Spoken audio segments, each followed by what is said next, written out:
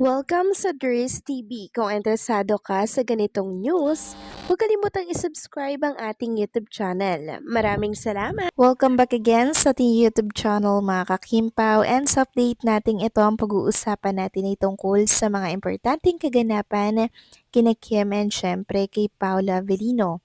Pero bago po ang lahat, maraming salamat sa inyong patuloy na pag-support at pagsubaybay sa mga daily update natin. Kaya naman bilang pasasalamat, narito po ang ilang napili kong komento patungkol ito sa naging previous update. Unang komento mula po ito kay Ginang Mary Lihacero. Sabi niya, siguro Miss Durs, maniniwala ako pag si Kim and Paolo na ang nagsabi kasi marami ang fake news. Pero masaya ako kung totoo ang mga pangyayari. Ako willing to wait kung ano man ang estado nila Kim Pao dahil marami ang mga balita na live-in, kasal na sila ngayon, kasal na ba sa simbahan. So for that is fun, willing to wait kung ano ang estado nilang dalawa. Kaya let's pray together na si Kim ay mahal talaga ni Pao. Sabi ni Sarah G, sana si Paulo na ang taong magmamahal kay Kim dahil mahal siya, hindi dahil si Kim Cho siya. Tama po kayo dyan, Ginang Mary Lihacero. Ang dami ngayong mga balitang nagsisilabasan pero ang tanong, totoo ba ito? 'Di ba? Kasi syempre, ikakatuwa ng lahat kung totoo man nga po yung lumabas na balita na di umano si Jake daw ay nagpunta ng France para sa kasal ni KNP. Kaya nga sabi ko po sa inyo na hindi po tayo sure sa balita pong inilabas ni si Kikay. Kasi syempre, 'di ba, ang dami na pong way para kumalat yung balitang yon kahit picture man lang, 'di ba? So, dapat nating i-confirm muna kung totoo ba talaga yun. Masaya, pero dapat totoo po. 'Di ba? Ganun lang yun. And hopefully, si Paolo na talaga yung lalaki po na iingatan, mamahalin si Kim, hindi po siya lolokohin dahil tayo yung unang masasaktan pag yun po ay nangyari, 'di ba? Kaya ipag-pray natin mga kakimpaw na maging successful po at mahantong sa kasalan ng kanilang relasyon. So maraming salamat sa komento ginang Mary Liazero. God bless at mabuhay kayo. Next comment, mula naman po kay Ginang Norma Dayag. Sabi niya dito, Dries TV, how legit is your caption na umattend si Jake sa kasal nila sa France? Is this legit? Dries TV, happy to hear from you if your caption is very legit kasi pabalik-balik yung issue na kasal na sila. Kaya there's first week of April sila uuwi. At doon sila mag-Holy Week kasi malapit na birthday ni Kim, kaya there is an legit yung caption mo kasi si Jake din ay isa sa saksi sa civil marriage nila noon. God bless them both and God guide, protect, and keep them safe always and all their works. Love na love ko ang KP. So yung balitang yun ay mula po sa page ni si Kikay na shinare lamang po ng isang netizen sa isang community. So yan din po kasi ang tanong ko, kung legit ba yung balita na yun, 'di ba? Kasi tayo na po ang pinakamasaya pag yun ay nangyari. Pero sabi ko nga po, hindi tayo sure sa balitang yan. Kaya dilulo na lang tayo ngayon mga kakimpaw muna sa ngayon. 'Di ba? Wait na lang natin na totoong mangyari ito. Kasi ang dami na pong labasang balita tungkol sa mga kasalan na yan. Tapos, ang ending hindi naman pala totoo. So, hayaan natin na si Kim and Paula Avellino po ang mag-anunsyo nito kung ito ba ay may katotohanan, 'di ba?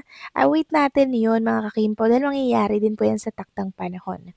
So, maraming salamat sa komento ginang Norma Daya. God bless po at mabuhay kayo. So, eto na nga pag-usapan na natin ang mga balita po na nakalap natin sa araw na to ng Miyerkules. At unahin nating pag-usapan at i-congratulate itong pamangkin po ni Kim Chu na nagbi-business na din po. Nagpapa-order na rin siya ng mga ginawa niya po na mga, ano ba to, yung mga pang-dessert, mga kakimpaw. Shinare din ito ni Kim Chu bilang pagsuporta sa kanyang pamangkin para syempre makilala po ito ng publiko. Kaya support natin yan, okay?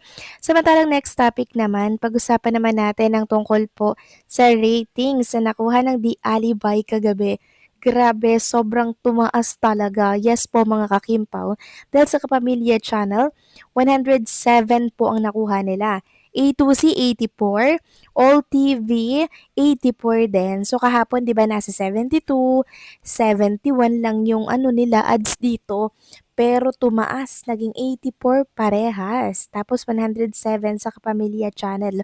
At ang total 275 ads lang naman ang nakuha po ng Di Alibay. Kagabi, March 24, mga kakimpaw, mas tumaas sila. At eto pa ang chika, mas tumaas din daw po ang ratings nito. Sabi nga dito, BQ's last episode, 235 total ads. Di Alibay first episode, 249 total ads.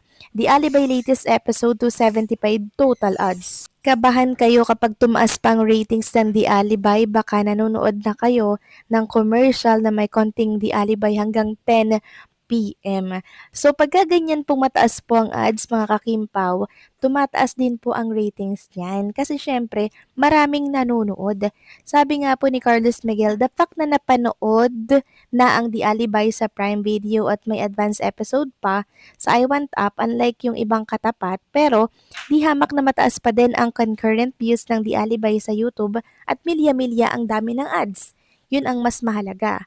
Ang Di Alibay ay matagal nang natapos, nabayaran na lahat ng staff, production at mga artista nito. Unlike yung iba na ongoing ang serye, nakadepende sila sa ratings at ads. Dahil pag wala silang kita, production ang magsasuffer. Tapak na uma-average ng 220 to 275 ads ang nakukuha ng Di Alibay sa tatlong channels gabi-gabi kumpara sa katapat na ongoing pa din ang production ay uma-average lang ng 27 to 34 ads. Mas mataas ang ratings ng GMA sa 8 PM slot pero napakababa ng ads nila. Kumpara sa TV5 na uma-average ng 50 to 63 ads, imagine mas mataas pa ang ads ng TV5 kumpara sa GMA sa 8 PM slot. It only means hindi porke mas mataas ang ratings ng iba ay sila na ang legit na mas maraming nanonood. 2,000 lang ang coverage ng Nutam Nielsen Philippines, hindi ito sakop ang libu-libong sambahayan sa Pinas na nanonood ng TV or cable. Hindi rin umaasa sa isang ratings lang ang mga brands at ad agencies.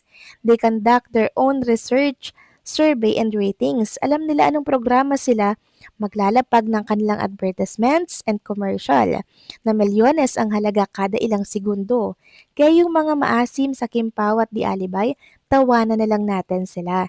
Masyadong blessed ni Lord ang Kimpaw sa dami ng ads at nanonood ng Di Alibay. So yun naman pala mga kakimpaw. Kaya huwag kayong mag-worry kung mababa ang ads na binibigay or pinapalabas nila. Kasi paldong-paldo naman ang Di Alibay at ang mga cast nito sa mga ads na nakukuha po nila every night. Imagine, 275 total ads kagabi lang yun ha.